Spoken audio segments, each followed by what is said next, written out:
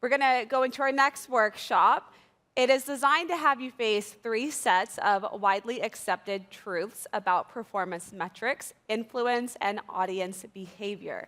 The goal here is to give you clarity and a sharper sense. Please help me welcome Ian, the founder and CEO at Sooth. Ian?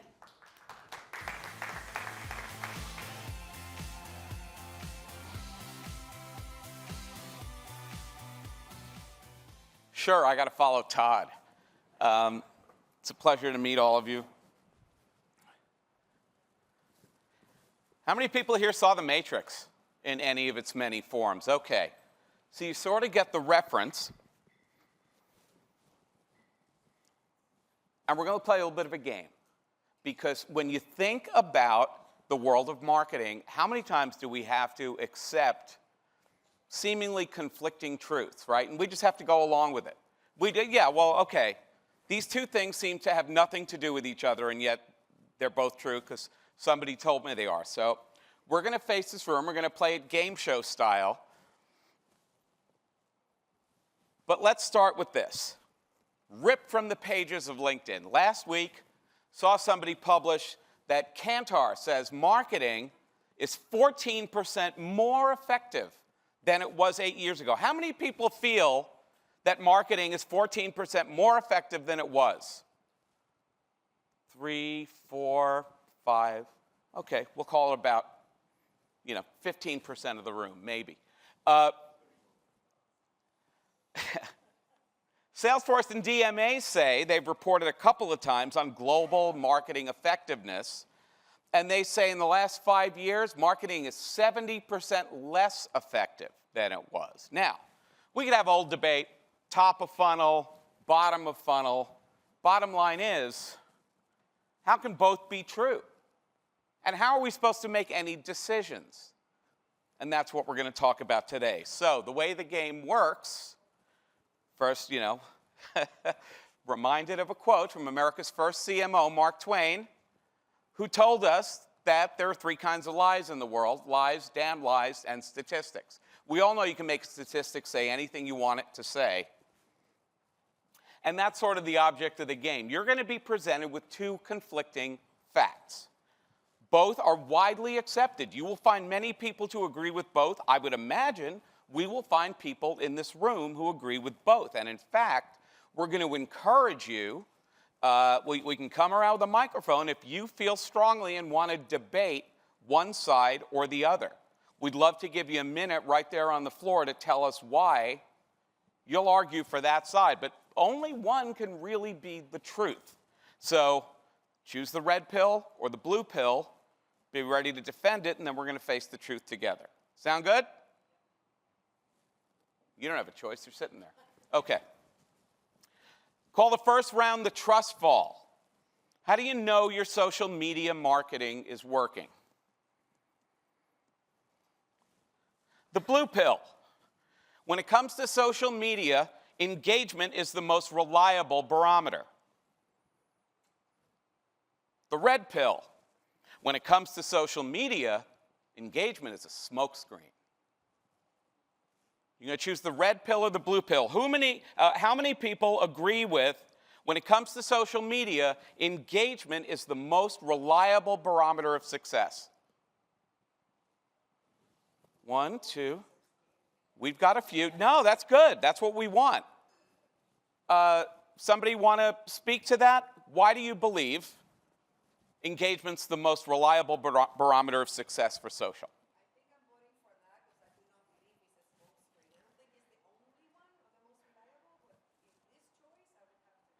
Okay, well, other people raise their hands. Is there anyone who really feels, I'm going to arm wrestle you on this, engagement's what it's all about?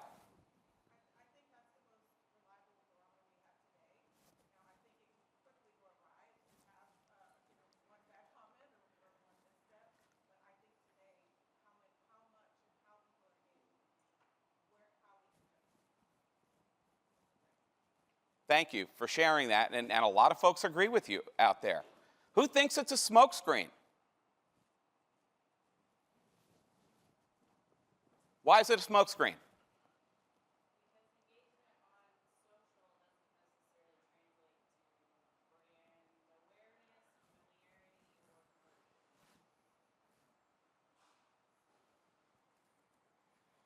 So, while Hootsuite will agree with you that engagement is the most trusted metric in social media, it's how we should be determining, did we win or did we lose? But my namesake, Jay Baer, no relation, at Convince and Convert, tells us that 84% of brand-related social sharing is happening one-to-one. It's happening in private. It's happening in text messages. It's happening in DMs. It's happening in attachments to emails. And it's 2 to 3 times more trusted than public engagement. So the facts are 63% of people share more content in private than they do publicly. A lot of people are very reluctant to associate their brand with a brand. They don't want to be seen as a shill. But they're very happy to say to a friend, hey, I tried this, it worked for me, or I saw this video and thought of you, or here's a product I think you should look into. Fewer than 1 in 5 people say they regularly engage with brand content on public social feeds. So most social influence, more than 80% of it, is invisible to most brands. And while clicks and likes and engagements, they show you a lot of top-of-the-funnel activity, but they show you a lot of noise that rarely correlates to dollars and cents on the back end. Ready to move on? Round 2, call it Riddle Me This. How much influence would an influencer influence if an influencer truly had influence? Who wants to repeat that back? So, when it comes to influencer marketing for brands, it's all about reach. When it comes to influencer marketing for brands, it's all about trust. Who's taking the blue pill? It's all about reach. Who thinks it's all about reach? Show of hands. Wow. Well, I will tell you there are people out there who disagree with you, but I believe this is an extremely astute room, possibly the most astute room in all the time I've been doing these presentations. When it comes to influencer marketing for brands, it's all about trust. Who's ready to argue that side of it? Right here. I always call on people with fabulous glasses.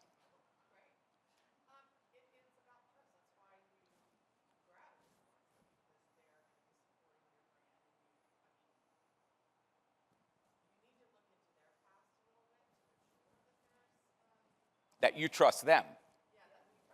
Right.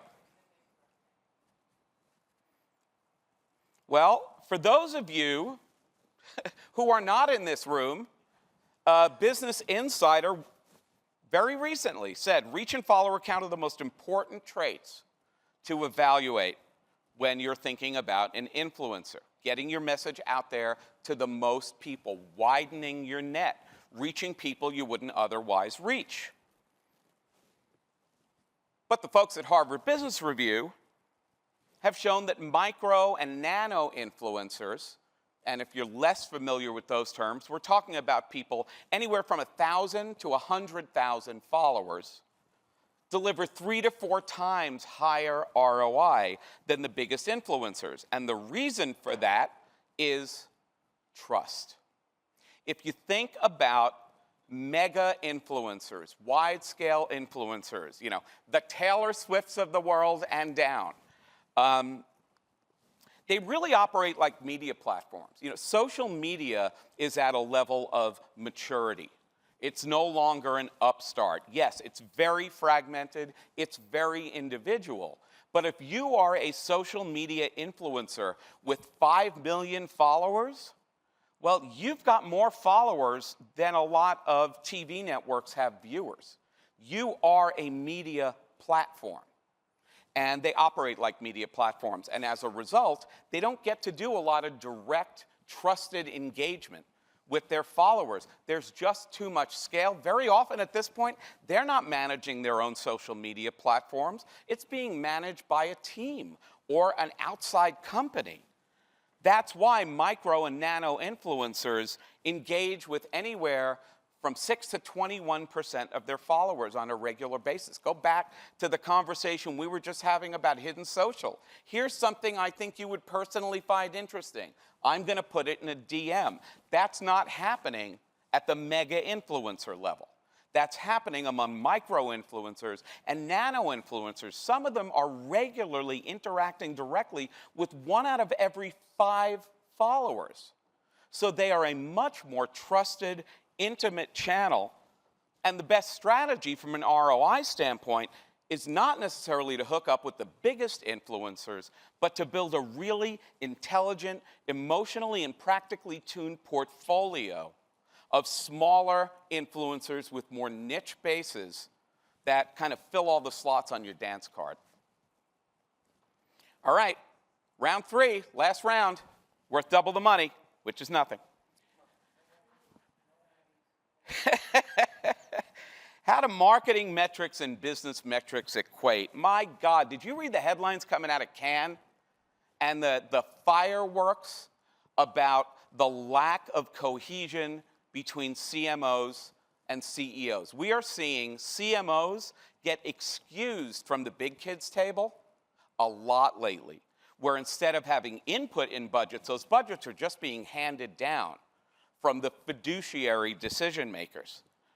So it really gets answered when we talk about how to equate business metrics with marketing metrics, dollars and cents, with things like awareness and engagement and clicks. And okay, so, yes, I've kind of set us up here. The blue pill, top of the funnel KPIs, such as reach, awareness, website traffic, and brand discovery correlate highly with sales and revenue. Who has experienced this? I see some people who are taking the blue pill. I'd love to hear from you.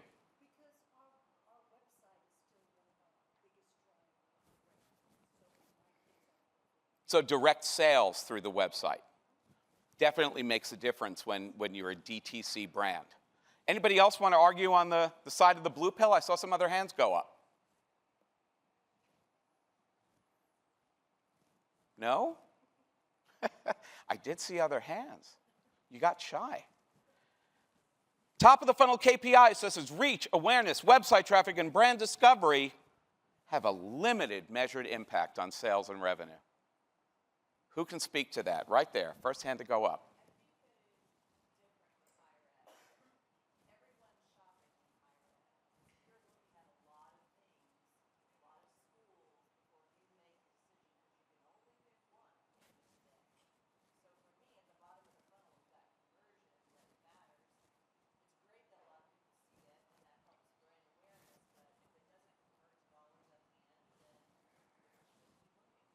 Well, especially when people have more choices than ever. I mean, between the time you got to this conference and the time you leave this conference, chances are there's a new competitor in your category trying to steal your customer. That's how fast things change. That's how much parity there is. That's how hard it is for people to make intelligent buying decisions. So HubSpot will say, and remember HubSpot puts a B2B lens on things, but they say marketing success is predominantly measured by top of the funnel KPIs, reach, engagement, impressions. But Deloitte and Forrester, smarty pants that they are, say that 94% of CMOs say they cannot link what they measure in marketing to the way the business measures performance, to what matters to the CEO and the CFO and the board and every shareholder. It's really hard to sit in front of a CFO and say, but look at my engagement rate. Brand engagement, this is crazy. Brand engagement, all-time high. Ad spending, website traffic, brand discovery. More new brands were discovered in the last year than in any year in history. Kantar, we talked about it earlier, says branding is 14% better than it was. And yet, that data point we started with, why is marketing performance in the proverbial toilet?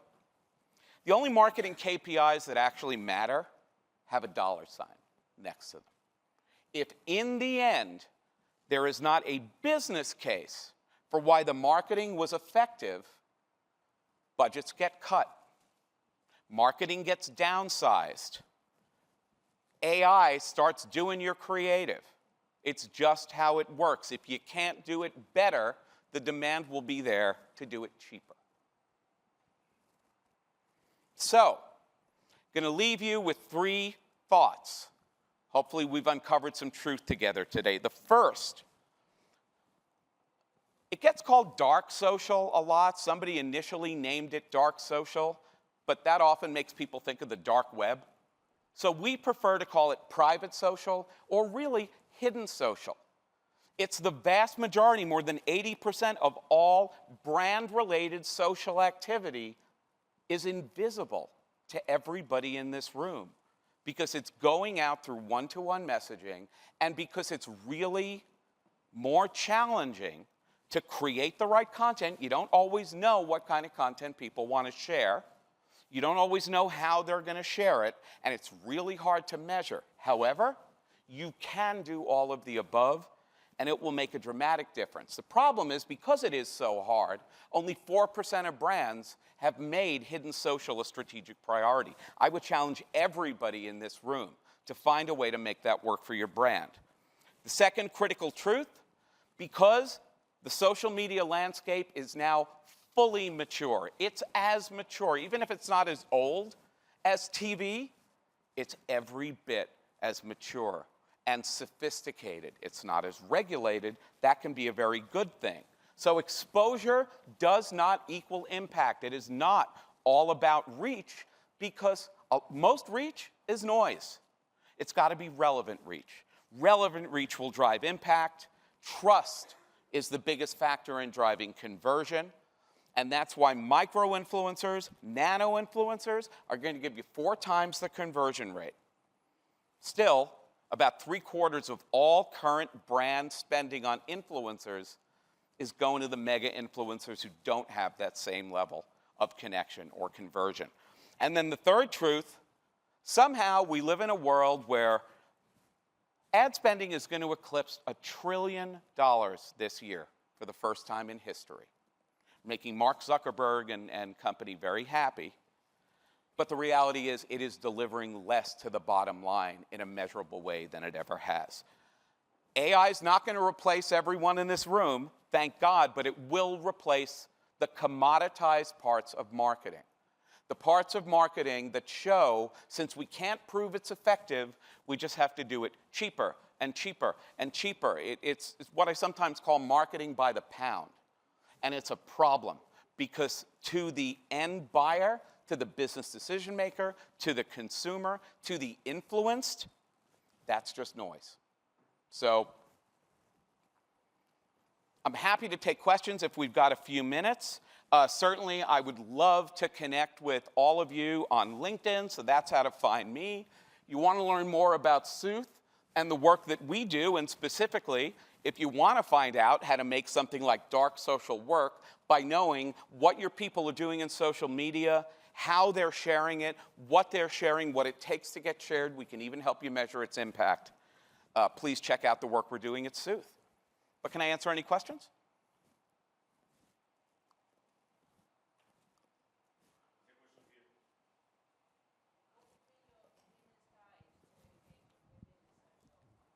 I'm sorry, the microphone's going to help. Thank you.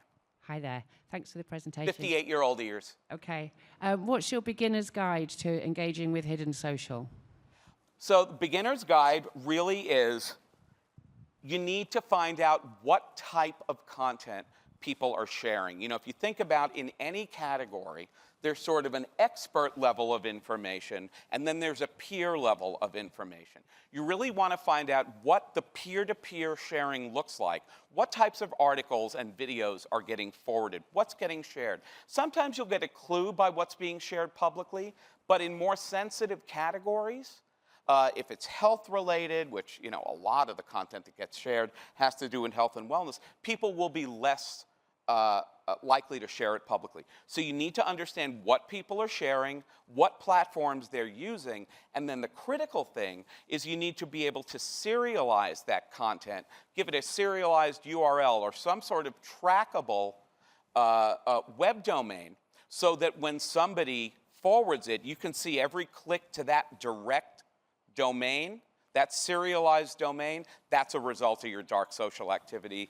It's really not that hard to measure, and I don't know why more brands don't do it.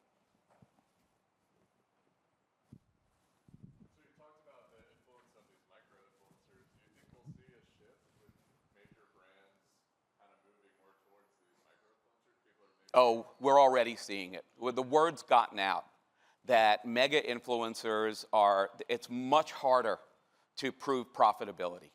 And again, because of that 5 to 10 times higher likelihood of directly communicating with their followers, we're seeing a greater and greater separation. We actually just published an article in the last couple of weeks, Sooth did, with some of the data that we found on that gap between mega influencers and micro influencers. It's only growing, and in fact, I would actually say the only real influence is happening at the $100,000 level, everything, 100,000 follower down level.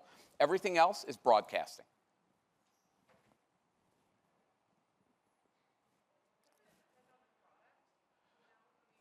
Of course. It depends on the product. It actually depends more on the people who buy the product than anything else, and what influences them, and how often they cycle through and want to try different things. There are some categories where you make a brand decision and, it's like a checking account, right? That you're going to stick with it for a while. And then there's the cosmetics industry where, even if you think you found the greatest thing in the world, there's a lot of promiscuity looking for the thing that works a little bit better. So it varies a great deal, and the level of trust that's required to take that trust fall and say, I want to try this product, has to do with everything from price point to specific targeting characteristics.